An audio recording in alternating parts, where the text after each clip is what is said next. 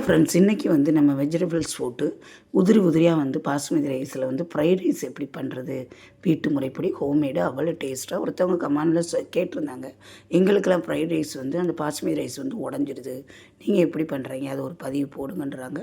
இப்போ நம்ம வந்து தண்ணியை நல்லா கொதிக்க வச்சு ஒரு 5 வீசம்படி பாஸ்மதி ரைஸ் எடுத்திருக்கேன். ஃபஸ்ட்டு ஒரு 5 நிமிஷம் கழித்து நம்ம பார்த்தோம்னா நல்லா விரைச்சி போய் நிற்கும் வேகாத மாதிரி. அப்புறம் 5 நிமிஷம் கழித்து ரைஸ் வந்து அப்படியே லைட்டாக கோடு கோடாக லேட்ஸாக உழுகுற மாதிரி இருக்கும். அந்த ஸ்டேஜில் வந்து நீங்கள் அப்படியே இறக்கி வடிகட்டி கடலெண்ணெய் இல்லாட்டி ஃப்ளேவர் இல்லாத ஆயில் இருக்குது பார்த்திங்களா, அதை ஊற்றி நல்லா குலுக்கி விட்டு ஹாட் பாக்ஸில் போட்டு வச்சுருங்க. இப்போ வந்து கரெக்டான பதம் காட்டுறேன் பார்த்திங்களா, அதை பள்ளி லைட்டாக அமைக்க பாருங்கள். சின்ன பிள்ளைங்க முதற்கொண்டு பெரியவங்க முதற்கொண்டு சாப்பிட்றதுக்கு உடையாமல் வெந்திருக்கணும். நம்ம ஹோட்டலில் வாங்குறது விரைச்சி போய் அப்படியே இருக்கும். அவங்க வேறு டேஸ்ட்டுக்கு என்னென்னமோ பொடியெல்லாம் போட்டு அதை சாப்பிட வச்சுருவாங்க. பட்டு நம்ம சின்ன பிள்ளைகளுக்கும் பெரியவங்களுக்கும் தாராளமாக வெஜிடபிள் போட்டோ இல்லாட்டி சிக்கன் நீங்களே எடுத்து கோட் பொடி பீஸா சிக்கன் ஃப்ரைட் ரைஸ் மாதிரி வெஜ் ஃப்ரைட் ரைஸ் மாதிரி வாரத்தில் ஒரு தடவை பண்ணி கொடுத்தீங்கன்னா ஹோட்டலில் வந்து விரும்பாதுங்க. இங்கே பாருங்கள், இதே வடிகட்டில் நான் இதை போட்டுட்டு அந்த விரிஞ்சு வர்ற ஸ்டேஜில் டக்குன்னு எடுத்து லேசாக கடலெண்ணெய் ஃப்ளேவரில் சன்ஃப்ளவர் ஆயிலை ஊற்றி அப்படியே குலுக்கி விட்டு ஹாட் பாக்ஸில் மூடிடுங்க. இப்போ நம்ம வந்து நீங்கள் கேரட்டு, பீன்ஸு, கேப்பேஜு என்ன காய் இந்த பச்சை பச்சையாக இருக்கோ அதை நல்லா பொடுசாக நறுக்கி, முட்டைக்கோஸு, அன்றைக்கி வந்து என்கிட்ட கேரட் இல்லை, கேரட் இருந்தால் இன்னும் கலர்ஃபுல்லாக இருக்கும். தக்காளி இருந்துச்சு அந்த கலருக்கு. கலர்ஃபுல்லான அந்த குடமிளகா வந்து கலர்ஃபுல்லாகவும் விற்கும். நீங்கள் எப்போயாச்சும் ஒரு தடவை இப்படி வாங்கி பார்க்கலாம். நான் வந்து ஃப்ரைட் ரைஸுக்கு வந்து சோம்பு போடுவேன், கொஞ்சம் நல்ல மணமாக இருக்கிறதுக்கு சோம்பு மட்டும்தான் போடுவேன்.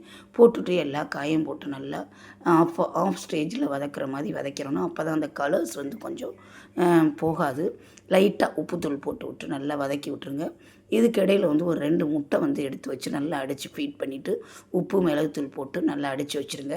அது ரெடி ஆகிக்கிட்டு இருக்கும். இப்போ நம்ம ஒவ்வொரு காயாக வந்து போட்டு நல்லா வதக்கி விட்டுருங்க. வதக்கி நல்லா கொஞ்சம் வேகிற ஸ்டேஜில் 5 மினிட்ஸ் வச்சுட்டோம்னா, இங்கிட்டு நம்ம ஒரு முட்டையை வந்து நல்லா ஃபீட் பண்ணி அடித்து தனியாக நம்ம சிக்கனுக்கு பதிலாக சிக்கனை நீங்கள் பொரித்து கட் பண்ணி கூட சிக்கன் ஃப்ரை ரைஸ் பண்ணலாம். இன்றைக்கி வந்து நான் எக்கு வெஜ்ஜு ஃப்ரைட் ரைஸ் மாதிரி 2 முட்டையை எடுத்துக்கிட்டு அதை நல்லா வந்து ஃபீட் பண்ணிவிட்டு ஒரு கடாயில் லைட்டாக எண்ணெய் ஊற்றி அப்படியே கலர் போடாமல் அப்படியே லைட்டாக பரட்டி விட்டுட்டு, அப்புறம் சிக்கன் பொடியோ இல்லாட்டி மிளகாத்தூளோ இருந்தால் நீங்கள் அதை அப்படியே பரசி விட்டு அதை ரெடி பண்ணி வச்சுக்கிறணும். இப்போ நம்மளுக்கு வந்து காய் வந்து வெந்துருச்சு. இப்போ வந்து நம்ம ஹாட் பாக்ஸில் எடுத்து வச்சுருந்தோம்ல, அந்த உதிரியாக இருக்கிற பாசுமதி ரைஸை வந்து அப்படியே கொட்டிடலாங்க. வித்தின் ஒரு 1/2 hour எல்லாம் ரெடி பண்ணிட்டோம்னா 1/2 hour ஆகும், இல்லாட்டி ஒரு 45 மினிட்ஸ் ஆகும். இப்போ நான் முட்டை சொன்னையில் அடித்து வச்சுருந்ததை நல்லா இது பண்ணிவிட்டு, நம்ம இந்த கறி மசாலா இல்லாட்டி சிக்கன் பொடி இருக்குது பார்த்திங்களா, அதை வந்து லைட்டாக தூவி விட்டுட்டு மிளகுத்தூள் சீரகத்தூளை போட்டு நல்லா வதக்கி விட்ருங்க. இப்போ சோயா சாஸும் டொமேட்டோ சாஸும் சாதத்தில் ஊற்றி பெரட்டி வச்சிட்டோம். இப்போ வந்து இந்த ஸ்டேஜ்லேயே நீங்கள் ஒயிட் ஃப்ரைட் ரைஸ் மாதிரி நீங்கள் கொடுக்கலாம். இதே நீங்கள் கலராக வேணும்னா கொஞ்சோண்டு மஞ்சத்தூளும் ஒரு மிளகாத்தூள் ஒரு ஸ்பூன் வந்து ஆயிலில் போட்டு அதை லேசாக அப்படியே ரொம்ப கருக விடாமல் டக்குன்னு எடுத்து இந்த சாதத்தில் நீங்கள் கலர் கூட வேணும்னா நீங்கள் கொஞ்சம் தூக்கலாக காரசாரமாக வேணும்னா பச்சை மிளகா போட்டிருந்தீங்கன்னா கொஞ்சம் லைட்டாக அதை போட்டுக்கோங்க. நான் என் பிள்ளைய வந்து கொஞ்சம் காரசாரமாக இருக்கனால இன்னும் கலராக கேட்குங்க. பட் வந்து இது கிண்டி முடிக்கும்போது கலர் கொடுக்கும். அச்செல்லாம் வந்து நம்ம ஹோட்டலில் வாங்குகிற டேஸ்ட்டே வந்துடுங்க. இப்போ ரெடி ஆகிடுச்சு ஃப்ரைட் ரைஸ். இங்கே பாருங்கள், அவ்வளவு. லாஸ்ட்டாக கொத்தமல்லியும் கொஞ்சோண்டு குடமிளகாய் இருந்தால் லேசாக நறுக்கி போட்டு அந்த சூடோடு கிளறி வச்சு அப்படியே ஹாட் பாக்ஸில் வச்சுருங்க. அந்த இது வந்து வெந்துடும். இப்போ வந்து இதுக்கு சைடிஸ் வந்து குடமிளகாய் ரவுண்டாக நறுக்கி 2 முட்டை எடுத்திருக்கேன். நல்லா ஃபீட் பண்ணி மிளகுத்தூள் உப்பு போட்டு நல்லா கலக்கிக்கங்க. கலக்கிட்டு இதை வந்து குடமிளகாய் வச்சுட்டு நம்ம கலக்கினதை எடுத்து வச்சுட்டு, அந்த காய் கொஞ்சோன்னு அந்த வெஜிடபிளில் வதக்கணும்ல அதை எடுத்து வச்சு கொஞ்சம் கொஞ்சமாக நான் 3லையும் அப்படியே அப்ளை பண்ணிவிட்டு மீதம் இருக்க அந்த ஃபீட் பண்ண முட்டையை வந்து மேலே ஊற்றிடணும்.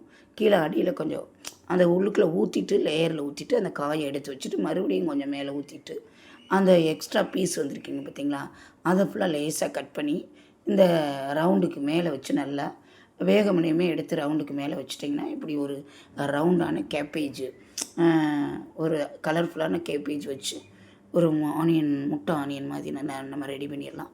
அவ்வளோ டேஸ்ட்டாக இருக்கும். வெறுமனே ஈவினிங் ஸ்நாக்ஸாக கூட நீங்கள் சாப்பிட்லாம். இதை நான் வந்து 2 குடமிளகாய் இருந்தனால 1 ஃப்ரைட் ரைஸுக்கு போட்டுட்டு நிறையா காய் போடுறனால 1 வந்து இப்படி செஞ்சேங்க. சோயா சாஸ் நம்ம வந்து கொஞ்சமாக ஊற்றி அந்த ஃப்ரைட் ரைஸை நம்ம இறக்கி ரெடி பண்ணிட்டோம். இதில் வந்து நம்ம டொமேட்டோ சாஸ் வந்து நம்ம லைட்டாக தொட்டுக்கிட்டும் சாப்பிட்லாம். அந்த ஃப்ரைட் ரைஸுக்கு டொமேட்டோ சாஸ் இருந்துச்சு, அதுவும் இது வந்து சைடிஷாக. இப்படி சண்டே வந்து நீங்கள் மார்னிங் வந்து சூடாக வந்து பண்ணி கொடுக்கலாம். இல்லாட்டி சாட்டர்டே ஹாஃப் டே வருங்க பார்த்தீங்களா, இது மாதிரி வாங்கி கொடுத்தீங்கன்னா நம்ம கடையில் வந்து புரோட்டாவோ இல்லாட்டி ஃப்ரைட் ரைஸை கேட்குறத விட நம்ம வீட்டில் வந்து ஹோம்மேடு மேக் பண்ணி இப்படி கலர்ஃபுல்லாக மேலே வந்து சிக்கன் பொடி வந்து தூவி, மஞ்சத்தூள் தூவி, மிளகுத்தூள் தூவி, இப்படி குடமிளகா வடியில் வச்சு கொஞ்சம் சிம்லேயே போட்டு வேக விட்டிங்கன்னா சாஸ் வச்சு வெறுமனே ஸ்நாக்ஸ் கூட ஈவினிங் ஸ்நாக்ஸாக சாப்பிட்லாம். குடமிளகா, ஆனியன் இது மாதிரி. அதுக்கப்புறம் வந்து ஃப்ரைட் ரைஸுக்கு இந்த சைடிஷ் வந்து இந்த நம்ம வந்து தவாவில் போட்ட கேப்பேஜ் சைடிஷும் அப்புறம் சோயா சாஸ் வச்சு பண்ணி இப்படி உதிரி உதிரியாக உடையாமல் இருக்க டிப்ஸ் வந்து வெஜிடபிள் டிப்ஸ் வந்து சொல்லியிருக்கேன். ஏற்கனவே நிறைய ஷார்ட்ஸ்லாம் போட்டிருக்கேன், போய் பாருங்கள். இந்த காம்பினேஷன் பிடிச்சிருந்தா லைக் பண்ணுங்கள், கமெண்ட் பண்ணுங்கள், சப்ஸ்கிரைப் பண்ணுங்கள். புதுசாக பார்க்குறவங்க சப்ஸ்கிரைப் பண்ண மறந்துடாதீங்க. ஹைப் ஆப்ஷன் கொடுங்க. என்னோடய வீடியோ பிடிச்சிருந்தா ஹைப் ஆப்ஷன் மறந்துடாமல் கொடுங்க. லைக் பண்ணுங்கள், கமெண்ட் பண்ணுங்கள். உறவுகளே, உங்களால் தான் என்னோடய சேனல் வந்து மென்மேலே வளரணும். மறுபடியும் சொல்கிறேன், ஒன்ஸ் அகெயின் இந்த பதிவு ஃப்ரைட் ரைஸ் உதிரி உதிரியாக வர்றதுக்கு டிப்ஸும் சைடிஷ் வந்து வச்சதுக்கும் பிடிச்சிருந்தா இது மாதிரி உங்கள் பிள்ளைகளுக்கு வந்து ட்ரை பண்ணுங்கள். உதிரி உதிரியாக வராமல் இருக்குது அப்படின்றதுக்காண்டி நான் இந்த ஒரு பதிவு காரசாரமாகவும் போட்டிருக்கேன். அதனால் கண்டிப்பாக என்னோடய வீடியோக்களை, பழைய வீடியோக்களை பாருங்கள். ஹைப் ஆப்ஷன் கொடுங்க கண்டிப்பாக. நன்றி உறவுகளே, நன்றி, வணக்கம், பாய்.